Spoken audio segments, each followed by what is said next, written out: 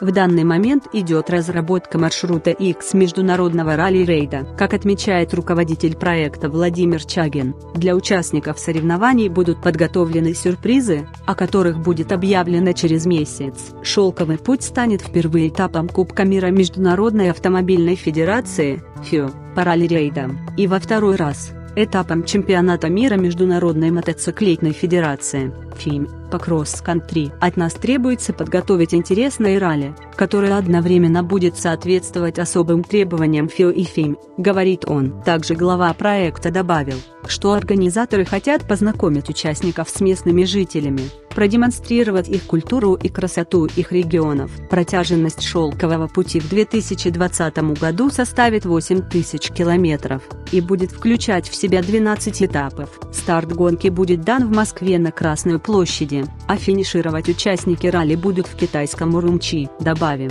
первый ралли-рейд «Шелковый путь» был проведен в 2009 году, и маршрут его пролегал по территориям России, Туркменистана и Казахстана.